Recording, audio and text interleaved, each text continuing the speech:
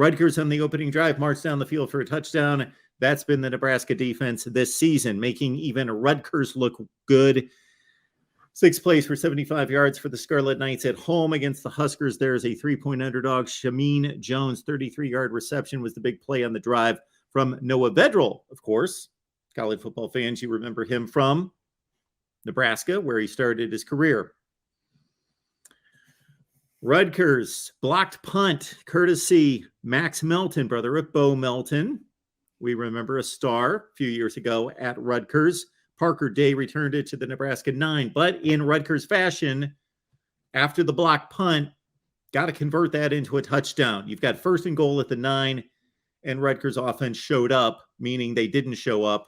The Rutgers offense showed up, meaning offense did not show up, and it was 10-0. Then it was later 13-0. Christian Braswell had a really good interception in which he somewhat baited Casey Thompson on the play down the right sideline. Trey Palmer was the intended receiver, and it was 13-0. Nebraska making a lot of mistakes. One drive in particular, getting the ball on its own end. Trey Palmer was open for a long gainer, if not a touchdown, all the way down the field.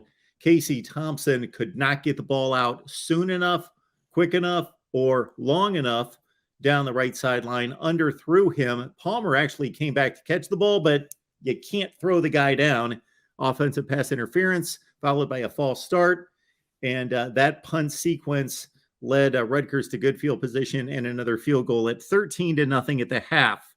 Huskers came out. There was a span of exactly 7 consecutive fruitless drives for the Nebraska offense. And that's been, of course, the one selling portion of this team has been the offensive side this season. But they do go 9 plays, 70 yards. Travis Vokolek with the touchdown reception to make it 13-7.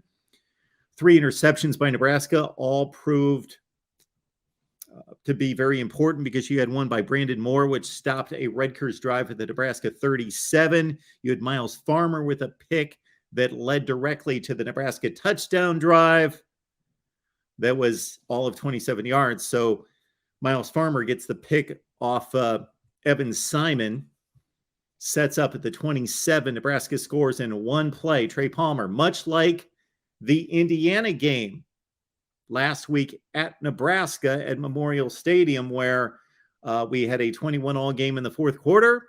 Casey Thompson goes up top to Trey Palmer. He beats the secondary. The one-on-one man-on-man coverage was blasted, and he burns the dude for the touchdown to break open the game and give Nebraska the lead last week en route to a win. Same thing this week.